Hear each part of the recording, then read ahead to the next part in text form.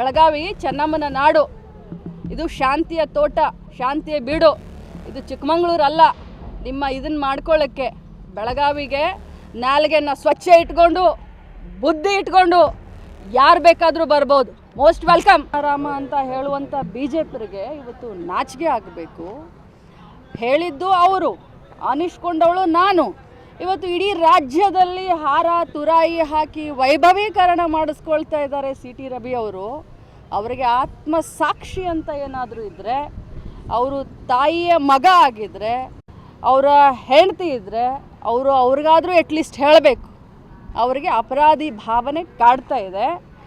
ಆದರೆ ಒಂದು ಮಾತನ್ನು ತಮ್ಮ ಮುಖಾಂತರ ಹೇಳಲಿಕ್ಕೆ ಬಯಸ್ತೇನೆ. ನಿಜ, ನನಗೆ 2 ದಿನ ಬಹಳಷ್ಟು ಆಘಾತವಾಗಿತ್ತು. ಆದರೆ ಅನ್ಯಾಯದ ವಿರುದ್ಧ ಹೋರಾಟ ನಾನು ನಿಲ್ಲಿಸೋದಿಲ್ಲ. ಮತ್ತೆ ನಾನು ಸಭಾಪತಿಯವರಿಗೆ ಮನವಿಯನ್ನು ಕೊಡ್ತೀನಿ. ಯಾಕಂತಂದರೆ ಅವರು ತಮ್ಮ ಮಾಧ್ಯಮದಲ್ಲಿ ನೋಡಿದ್ದೀನಿ, ಅವ್ರು ಹೇಳಿದ್ದಾರೆ, ಇವತ್ತು ಬೆಳಗ್ಗೆ ಹೇಳಿದ್ದಾರೆ, ನಿನ್ನೆ ಹೇಳಿದ್ದಾರೆ, ನಮ್ಮ ಸದನದಲ್ಲಿ ನಮ್ಮ ಏನು ರೆಕಾರ್ಡಿಂಗ್ ಇದಿರುತ್ತೆ ಅದು ಮ್ಯೂಟ್ ಆಗಿತ್ತು, ನನಗೆ ಬರಲಿಲ್ಲ, ಆದರೆ ಮಾಧ್ಯಮದಲ್ಲಿ ಇದೆ ಅಂತ ಹೇಳಿದ್ದಾರೆ. ನನ್ನ ಹತ್ರ ಕೂಡ ಸಾಕ್ಷಿ ಇದೆ, ನಾನು ಕೂಡ ಸಾಕ್ಷಿಯನ್ನು ರಿಲೀಸ್ ಮಾಡ್ತೀನಿ. ಯಾವುದೇ ಕಾರಣಕ್ಕೂ CT ರವಿ ಅವರನ್ನು ಕ್ಷಮಿಸುವಂಥ ಪ್ರಮೇಯನೇ ಇಲ್ಲ. ನಾನು ಹೋರಾಟ ಮಾಡ್ತೀನಿ. ಇಡೀ ಮಹಿಳಾ ಕುಲಕ್ಕೆ ಏನು ಅವರು ಇವತ್ತು ಅನ್ಯಾಯ ಮಾಡಿದ್ದಾರೆ, ಈ ಪದವನ್ನು ಬಳಸಿದ್ದಾರೆ, ಅವರಿಗೆ ಶಿಕ್ಷೆ ಆಗುವವರೆಗೂ ಈ ಲಕ್ಷ್ಮೀ ಹೆಬ್ಬಾಳ್ಕರ್ ಸುಮ್ಮನೆ ಕೂರೋದಿಲ್ಲ ಅಂತ ಹೇಳಲಿಕ್ಕೆ ಬಯಸ್ತೇನೆ. ಸಭಾಪತಿಯವರಿಗೆ ಮನವಿ ಮಾಡ್ತೀನಿ, ಮಾನ್ಯ ಮುಖ್ಯಮಂತ್ರಿಗಳಿಗೆ ಮನವಿ ಮಾಡ್ತೀನಿ. ಏನು ಪೊಲೀಸ್ ತನಿಖೆ ಆಗಬೇಕು ಆದಷ್ಟು ಬೇಗ ಆಗಬೇಕು. FSL ರಿಪೋರ್ಟ್ ಬರಬೇಕು. ಅವರು ಏನೇನು ಇವತ್ತು ಇಡೀ ರಾಜ್ಯದ ಎದುರುಗಡೆ ಇವತ್ತು CT ರವಿ ಅವರು ಒಂದು ದೇವರು ಅನ್ನುವಂಥ ಏನೊಂದು ಪೋರ್ಟ್ರೇಟ್ ಮಾಡ್ತಾ ಇದ್ದಾರೆ BJPಯವರು, ಅದು ಅವರ ಮುಖವಾಡ, ಗೋಮುಖ ವ್ಯಾಘ್ರಗಳು ಇವರೆಲ್ಲ. ಒಬ್ಬ ಮಹಿಳೆಯನ್ನು ಒಂದು ಸದನದಲ್ಲಿ ಈ ಮಟ್ಟಿಗೆ ಮಾತಾಡಿದ್ರೆ ಅದನ್ನು ಅವರ ಬೆನ್ನಿಗೆ ನಿಂತ್ಕೊಳ್ತಾರೆ, ಪ್ರಶಂಸೆ ಮಾಡ್ತಾರೆ. ಯಾರಾದರೂ ಒಬ್ಬರು ಅದನ್ನು ಖಂಡನೆ ಮಾಡಿದ್ರ? ಒಬ್ರು ಯಾರಾದರೂ ಅದನ್ನು ಕ್ಷಮೆ ಕೇಳಿದ್ರ? ಉಲ್ಟಾ ಚೋರ್ ಕೊತ್ವಾಲ್ ಕೊಡಾಟೆ ಅಂತ ಹೇಳೋ ಹಾಗೆ ಊರೂರಿಗೆ ನಿಲ್ಲಿಸಿ ಇವ್ರು ಮೆರವಣಿಗೆ ಮಾಡ್ಕೊಳ್ತಾರ. ಏನಾಗಿದೆ ಅವ್ರಿಗೆ ಗಾಯ? ಎಷ್ಟಾಗಿದೆ ಗಾಯ? ಎಷ್ಟು ಹೊಲಿಗೆ ಬಿದ್ದಿದ್ದಾವೆ ಅವ್ರಿಗೆ? ಪಟ್ಟಿ ಸುತ್ಕೊಳ್ತಾರ? ಏನು ಬೇರೆಯವ್ರ ಕಣ್ಣಿಗೆ ಪಟ್ಟಿ ಕಟ್ಟದೇನಂತ ತಿಳ್ಕೊಂಡಿದ್ದೀರಾ ನೀವು? CT ರವಿ ಅವರೇ, ನೀವು ನನಗೆ ಆ ಪದವನ್ನು ಬಳಸಿದ್ದೀರಾ, ಅದರಿಂದ ಇವತ್ತು ನನ್ನ ಮನ ನೊಂದಿದೆ. ಆದರೆ ಇಂಥ 100 CT ರವಿಯನ್ನು ಎದುರಿಸ್ತೀನಿ. ನನ್ನ ಹತ್ರ ಎಲ್ಲ ದಾಖಲೆ ಇದೆ. ಆ ದಾಖಲೆಯನ್ನು ಮಾಧ್ಯಮದ ಮುಖಾಂತರ ಬಿಡುಗಡೆ ಮಾಡ್ತೀನಿ, ಇವತ್ತೇ ಬಿಡುಗಡೆ ಮಾಡ್ತೀನಿ. ನಿಮಗೆಲ್ಲರಿಗೂ ನಿಮ್ಮ ಮೊಬೈಲ್ಗಳಿಗೆ ಆ ದಾಖಲೆಯನ್ನು ನಾನು ಫಾರ್ವರ್ಡ್ ಮಾಡ್ತೀನಿ. BJP ನಾಯಕರೆಲ್ಲರೂ ಸಹ ಈ CT ರವಿ ಅವರ ಮೇಲೆ ದೌರ್ಜನ್ಯ ಆಗಿದೆ. ಏನು ದೌರ್ಜನ್ಯ ಆಗಿದೆ? ಒಂದು ವರದಿ ಮಾಡಿ ಕೇಂದ್ರಕ್ಕೆ. ಏನು ದೌರ್ಜನ್ಯ ಆಗಿದೆ ಹೇಳಿ? ಎನ್ಕೌಂಟರ್ ಮಾಡಕ್ಕೆ ಪ್ರಯತ್ನ ಪಟ್ಟರು ಬೆಳಗಾವಿ ಪೊಲೀಸರು. ನಾಚಿಕೆ ಆಗೋದಿಲ್ಲ ಎನ್ಕೌಂಟರ್ ಅಂತ? ಎನ್ಕೌಂಟ್ರು ಏನ್ರಿ? ಎನ್ಕೌಂಟ್ರದ್ದು ಶಬ್ದ ಏನಿದು? ಎನ್ಕೌಂಟರ್ ಅರ್ಥ ಏನು? ರಾಜಕಾರಣ ಮಾಡೋಕೆ ಹೊಂಟಿದ್ದೀರಾ? ಒಂದು ಮಹಿಳೆಗೆ ಇವತ್ತು ಅನ್ಯಾಯ ಆಗಿದೆ. ಯಾವ ಮಹಿಳೆ? ಈ ರಾಜ್ಯದ ಒಬ್ಬ ಮಹಿಳಾ ಮತ್ತು ಮಕ್ಕಳ ಕಲ್ಯಾಣ ಇಲಾಖೆಯ ಒಬ್ಬ ಸಚಿವೆಗೆ ಅನ್ಯಾಯ ಆಗಿದೆ. ಅದರ ಬಗ್ಗೆ ವಿಚಾರ ಮಾಡೋದು ಬಿಟ್ಟು ಎಲ್ಲಿ ಇಡೀ ಕರ್ನಾಟಕ ರಾಜ್ಯದ ಜನ ನಮಗೆ ಚೀಮಾರಿ ಹಾಕ್ತಾರೆ ನಿಮಗೆ ಅಂತ ತಿಳ್ಕೊಂಡು ಇವತ್ತು ಉಲ್ಟಾ ನಮ್ಮ ಮೇಲೆ ಹೇಳಕ್ಕೆ ಬಂದಿದ್ದೀರಾ? ಏನ್ರಿ ಆಗಿದೆ ನಿಮಗೆ? ಏನ್ರಿ ಸುತ್ತಾಕ್ಸಿದ್ದಾರೆ? ಯಾರ್ರಿ ಸುತ್ತಾಕ್ಸಿದ್ದಾರೆ? ಕಾನೂನು ಪ್ರಕಾರ ಏನು ಪೊಲೀಸರು ಮಾಡಬೇಕು ಅದನ್ನು ಮಾಡಿದ್ದಾರೆ. ಅದು ರಾತ್ರಿ ಸುತ್ತಾಕ್ಸಿದಾರೋ, ಹಗಲು ಸುತ್ತಾಕ್ಸಿದಾರೋ, ಈ ಸ್ಟೇಷನ್ ಕರ್ಕೊಂಡು ಹೋಗಿದ್ದಾರೋ, ಆ ಸ್ಟೇಷನ್ ಕರ್ಕೊಂಡು ಹೋಗಿದ್ದಾರೋ, ಅದೆಲ್ಲ ಬಿಡಿ. ಮೊದಲು ಮೂಲ ಕಾರಣ ಏನು? ಯಾವುದಕ್ಕೋಸ್ಕರ ಅವ್ರ ಮೇಲೆ FIR ಆಯಿತು? ಏನು ಮೂಲ ಕಾರಣ ಅನ್ನೋದನ್ನ ಬಿಟ್ಬಿಟ್ಟು ಸುತ್ತಾಕಿಸ್ತಾ ಇದ್ದೀರಾ. ಅವ್ರು ಪೊಲೀಸ್ ಸ್ಟೇಷನ್ ಸುತ್ತಾಕಿಸಿದ್ರಂತೆ, ನೀವು ಕರ್ನಾಟಕ ರಾಜ್ಯದ ಜನರನ್ನು ಸುತ್ತಾಕಿಸ್ತಾ ಇದ್ದೀರಾ. ದಾರಿ ತಪ್ಪಿಸುವಂಥ, ದಿಕ್ಕು ತಪ್ಪಿಸುವಂಥ ಕೆಲಸ ಮಾಡ್ತಿದ್ದೀರಾ BJPಯವರೇ. ನಾಚಿಕೆ ಆಗೋದಿಲ್ಲ ನಿಮಗೆ? ಅನಿಸ್ಕೊಂಡವಳು ನಾನು, ಅನುಭವಿಸ್ತಾ ಇರೋಳು ನಾನು. ಇವತ್ತು ನಾನೇನು 2 ದಿನ ಮನೆಯಲ್ಲಿ ಕೂತ್ಕೊಂಡೆ ಅಂತಂದರೆ ನೀವೇನು ಇಂಟರ್ವ್ಯೂ ಕೊಡೋದು, ಏನು ನಿಮ್ಮನ್ನು ಜೈ ಜಯಕಾರ ಹಾಕ್ಸೋದು? ನಾಚಿಕೆ ಆಗೋದಿಲ್ಲ ನಿಮಗೆ? ನಿಮ್ಮ ಮನೆಯಲ್ಲಿ ಹೆಣ್ಮಕ್ಳಿಲ್ವಾ? ನಿಮಗೆ ಆತ್ಮಸಾಕ್ಷಿ ಇಲ್ವಾ? ದೇವ್ರ ಹತ್ರ ಹೋಗಿ ನಿಂತ್ಕೊಳ್ತೀರಲ್ರಿ. ಎಲ್ಲ ನ್ಯಾಯಾಲಯದ ನಂತರ ಆ ನ್ಯಾಯಾಲಯ ಒಂದಿದೆ, ಉಸ್ಕಿ ಲಾಠಿ ಮೇ ಆವಾಜ್ ನಹೀ ಹೋತಿ ಹೈ, ಉಸ್ಕಿ ಲಾಠಿ ಮೇ ಆವಾಜ್ ನಹೀ ಹೋತಿ ಹೈ. ಗೊತ್ತಾಗುತ್ತೆ ನಿಮಗೆ ಒಂದು ದಿನ. ಕಾನೂನು ಹೋರಾಟ ಮುಂದುವರಿಸ್ತೀನಿ. ಮಾನ್ಯ ಪ್ರಧಾನಮಂತ್ರಿಗಳಾದಂಥ ನರೇಂದ್ರ ಮೋದಿ ಅವರನ್ನು ಕೇಳ್ತೀನಿ, ಮಾನ್ಯ ನಮ್ಮ ರಾಷ್ಟ್ರಪತಿಗಳಾದಂಥ ಅವರಿಗೆ ನಾನು ಪತ್ರ ಬರಿತೀನಿ. ನನಗೆ ಅವಕಾಶ ಸಿಕ್ಕರೆ ಈ ದೇಶದ ಪ್ರಧಾನಮಂತ್ರಿಗಳನ್ನು ಭೇಟಿಯಾಗಿ ನನಗೆ ಆದಂಥ ಅನ್ಯಾಯವನ್ನು ವಿವರಿಸ್ತೀನಿ. ಸಚಿವರಷ್ಟೇ ಅಲ್ಲ, ತಾಯಿ ಕೂಡ. ಅದೆಲ್ಲ ಬಿಟ್ಟುಬಿಡ್ರಿ, ನನಗೆ ಅದೆಲ್ಲ ಬೇಕಾಗಿಲ್ಲ. ನನಗೆ ಅನ್ಯಾಯ ಆಗಿದೆ. ಎಲ್ಲದಕ್ಕಿಂತ ಮೊದಲು ನಾನೊಬ್ಬ ಮಹಿಳೆ, ಈ ರಾಜ್ಯದ ಈ ಚೆನ್ನಮ್ಮ ನಾಡಿನ ಒಬ್ಬ ಮಹಿಳೆ. ನನ್ನ ಸ್ವಾಭಿಮಾನಕ್ಕೆ ಪೆಟ್ಟು ಕೂತಿದೆ. ನಾನು ಸುಮ್ಮನೆ ಕೊಡುವಂಥ ಪ್ರಶ್ನೆನೇ ಇಲ್ಲ. ಇದು ನನ್ನೊಬ್ಬಳ ಪ್ರಶ್ನೆ ಅಲ್ಲ, ಇಡೀ ದೇಶದ ಹೆಣ್ಮಕ್ಕಳ ಪ್ರಶ್ನೆ. ಯಾಕಂತಂದರೆ ರಾಜಕಾರಣದಲ್ಲಿ ನಮ್ಮನ್ನು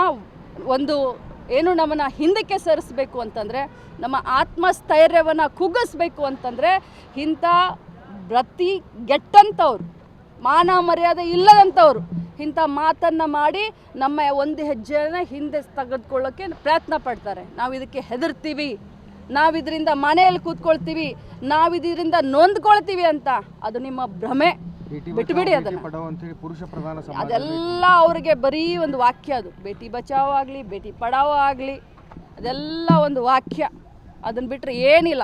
ಇವತ್ತು ಇಡೀ BJPಗರನ್ನು ನೋಡಿದ್ರೆ ಕರ್ನಾಟಕ ರಾಜ್ಯದಲ್ಲಿ, ನಾನು ಕೆಲವು ಬಾರಿ ಹೇಳ್ತಾ ಇದ್ದೆ, ಪಕ್ಷನ ಬೇಯಕ್ಕೆ ಹೋಗಬೇಡ್ರಿ, ಪಕ್ಷದಲ್ಲಿರುವಂಥ ವ್ಯಕ್ತಿಗಳಿಂದ ಪಕ್ಷಕ್ಕೆ ಕೆಟ್ಟ ಹೆಸರು ಬರುತ್ತೆ ಅಂತ. ಇವತ್ತು ಇಡೀ BJPನಲ್ಲಿರೋರು ಎಲ್ಲರೂ ಇಂಥವ್ರೇ ಮೇಡಮ್, ಎಲ್ಲರೂ ಧೃತರಾಷ್ಟ್ರನೇ. ಅಲ್ಲಿ ಇದ್ದಂಥವ್ರು ಪ್ರತಿಯೊಬ್ಬರು ಕೇಳಿದ್ದಾರೆ, ನನಗನ್ನಂಥ ಮಾತನ್ನು ಪ್ರತಿಯೊಬ್ಬರು ಕೇಳಿದ್ದಾರೆ. ಎಲ್ಲರೂ ನನ್ನ ಪರವಾಗಿದ್ದಾರೆ. ರವಿಕುಮಾರ್ ಅವರಿದ್ರು, ಸರ್ವಣ ಅವರಿದ್ರು, JDS ಅವರಿದ್ರು. 4 ಜನ ನನಗೆ ಸ್ವಂತ ಬಂದು ಸಾರಿ ಕೇಳ್ಕೊಂಡು ಹೋಗಿದ್ದಾರೆ. ಪಾಪ ನಾನು ಅವ್ರ ಹೆಸರು ಹೇಳಕ್ಕೆ ಬರೋದಿಲ್ಲ. ಅವ್ರು ಬಂದು ನನಗೆ ಸಾರಿ ಕೇಳ್ಕೊಂಡು ಹೋಗಿದ್ದಾರೆ. ಅವತ್ತು ಎದ್ದು ಅಲ್ಲಿನೇ ಮಾಡಬೇಕಾಗಿತ್ತು. ನನಗೆ ಶಾಕ್ ಆಯಿತು ಅಂತ ನಾನು ಗರಬಡ್ದಾಗ ಕೂತ್ಕೊಂಡೆ ಅಷ್ಟೇ. 2 ದಿನ ಬೇಕಾಯಿತು ನನಗೂ ಕೂಡ ಏನು ಎಂಥ ಪರಿಸ್ಥಿತಿ ಅಂತ. ರಾಜಕಾರಣದಲ್ಲಿ ನಮ್ಮನ್ನು ಹಿಂದಕ್ಕೆ ಸರಿಸಬೇಕು ಅಂತಂದರೆ, ನಮ್ಮ ಆತ್ಮಸ್ಥೈರ್ಯವನ್ನು ಕುಗ್ಗಿಸ್ಬೇಕು ಅಂತಂದರೆ ಇಂಥ ಗೆಟ್ಟಂಥವ್ರು, ಮಾನ ಮರ್ಯಾದೆ ಇಲ್ಲದಂಥವ್ರು ಇಂಥ ಮಾತನ್ನು ಮಾಡಿ ನಮ್ಮ ಒಂದು ಹೆಜ್ಜೆಯನ್ನು ಹಿಂದೆ ತೆಗೆದುಕೊಳ್ಳೋಕ್ಕೆ ಪ್ರಯತ್ನ ಪಡ್ತಾರೆ. ನಾವು ಇದಕ್ಕೆ ಹೆದರ್ತೀವಿ, ನಾವಿದರಿಂದ ಮನೆಯಲ್ಲಿ ಕೂತ್ಕೊಳ್ತೀವಿ, ನಾವಿದರಿಂದ ನೊಂದ್ಕೊಳ್ತೀವಿ ಅಂತ ಅದು ನಿಮ್ಮ ಭ್ರಮೆ. ಬಿಟ್ಟುಬಿಡಿ ಅದನ್ನು. ಅದೆಲ್ಲ ಅವ್ರಿಗೆ ಬರೀ ಒಂದು ವಾಕ್ಯ. ಅದು ಬೇಟಿ ಬಚಾವೋ ಆಗಲಿ, ಬೇಟಿ ಪಡಾವೋ ಆಗಲಿ, ಅದೆಲ್ಲ ಒಂದು ವಾಕ್ಯ.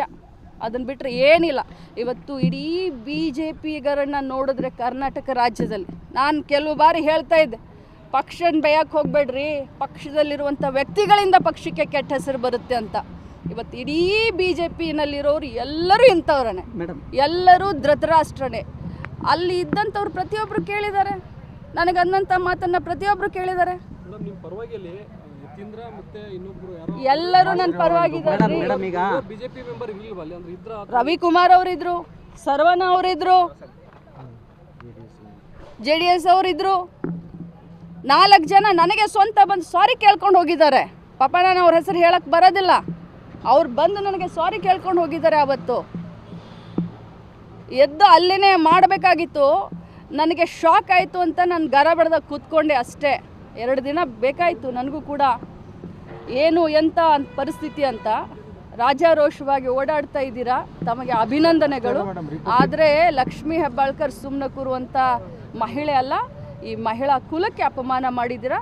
ಖಂಡಿತವಾಗ್ಲೂ ನಾನು ಹೋರಾಟ ಮಾಡ್ತೀನಿ. ನನಗೆ ನ್ಯಾಯ ಸಿಕ್ಕುವವರೆಗೂ ಹೋರಾಟ ಮಾಡ್ತೀನಿ. ಈಗ ನೀವೊಬ್ಬರು ಸಚಿವರು, ಜೊತೆಗೆ ನಿಮಗೆ ಭಾಳಷ್ಟು ಏನಂತಂದರೆ ನಿಮಗೆ ಅನ್ಯಾಯ ಆಗಿದೆ ಅಂತೇಳಿ ನೀವು ಕೇಸನ್ನು ದಾಖಲು ಮಾಡ್ತೀವಿ.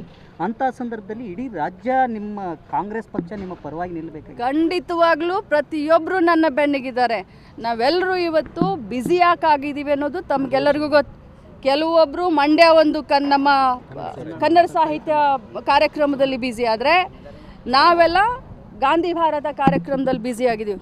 ಪ್ರತಿಯೊಬ್ಬರು ಕೂಡ ಇವತ್ತು ಪ್ರಿಯಾಂಕಾ ಗಾಂಧಿ ಅವ್ರನ್ನ ಹಿಡ್ಕೊಂಡು ನನಗೆ ಫೋನ್ ಮಾಡಿ ನನಗೆ ಸಾಂತ್ವನ ಹೇಳಿದ್ದಾರೆ. ನಮ್ಮ ಜನರಲ್ ಸೆಕ್ರೆಟರಿ ಅವರು ಸುರ್ಜೇವಾಲಾ ಅವರು ನಿರಂತರವಾದಂಥ ನನ್ನ ಸಂಪರ್ಕದಲ್ಲಿದ್ದಾರೆ. ಮಾನ್ಯ ಮುಖ್ಯಮಂತ್ರಿಗಳು ನಿನ್ನೆ ಫೋನ್ ಮಾಡಿದರು, ಮೊನ್ನೆ ಫೋನ್ ಮಾಡಿದರು, ನನಗೆ ಸಾಂತ್ವನ ಹೇಳುವಂಥ ಕಾರ್ಯ ಮಾಡಿದ್ದಾರೆ. ಪ್ರತಿಯೊಬ್ಬ ಮುಖಂಡರು, ಪ್ರತಿಯೊಬ್ಬ ಮಂತ್ರಿ, ಪ್ರತಿಯೊಬ್ಬ ಕಾರ್ಯಕರ್ತರು ನನ್ನ ಪರವಾಗಿದ್ದಾರೆ. ಇರ್ರೆಸ್ಪೆಕ್ಟಿವ್ ಆಫ್ ಪಾರ್ಟಿ ಮಹಿಳೆಯರು ನನ್ನ ಪರವಾಗಿದ್ದಾರೆ. ನಾನು ಚಿಕ್ಕಮಂಗ್ಳೂರಿನಲ್ಲಿ ಹೋಗಿ ಯಾರಾದರೂ ಅವ್ರ ಮನೆಯಲ್ಲಿರುವಂಥ ಹೆಣ್ಮಕ್ಳಿಗೆ, ಸಿಟಿ ರವಿ ಅವರೇ ನೀವು ನನಗೆ ಅಂದಿದ್ದೀರಲ್ಲ ಆ ಪದವನ್ನು ಚಿಕ್ಕಮಂಗ್ಳೂರಿನಲ್ಲಿ ಹೋಗಿ ಅಂದರೆ ನೀವು ಸುಮ್ಮನೆ ಇರ್ತೀರಾ? ಸುಮ್ಮನೆ ಇರ್ತೀರಾ ನೀವು? ವಿಚಾರ ಮಾಡಿ, ಒಬ್ಬರೇ ಇದ್ದಾಗ ಕುತ್ಕೊಂಡು ವಿಚಾರ ಮಾಡಿ. ನಮ್ಮಿಷ್ಟೆಲ್ಲ ಆದ್ರೂ ಈಗ ಗಾಂಧಿ ಭಾರತ ಕಾರ್ಯಕ್ರಮ ನಡೀತಾ ಇದೆ, ಐತಿಹಾಸಿಕ ಕಾರ್ಯಕ್ರಮ.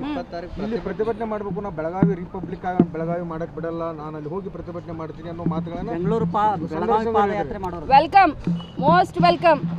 ಬೆಳಗಾವಿ ಚೆನ್ನಮ್ಮನ ನಾಡು, ಬೆಳಗಾವಿ ಚೆನ್ನಮ್ಮನ ನಾಡು. ಇದು ಶಾಂತಿಯ ತೋಟ, ಶಾಂತಿಯ ಬೀಡು. ಇದು ಚಿಕ್ಕಮಂಗ್ಳೂರು ಅಲ್ಲ. ನಿಮ್ಮ ಇದನ್ನು ಮಾಡ್ಕೊಳ್ಳೋಕ್ಕೆ ಬೆಳಗಾವಿಗೆ ನಾಲ್ಗೆನ ಸ್ವಚ್ಛ ಇಟ್ಕೊಂಡು, ಬುದ್ಧಿ ಇಟ್ಕೊಂಡು ಯಾರು ಬೇಕಾದರೂ ಬರ್ಬೋದು. Most welcome.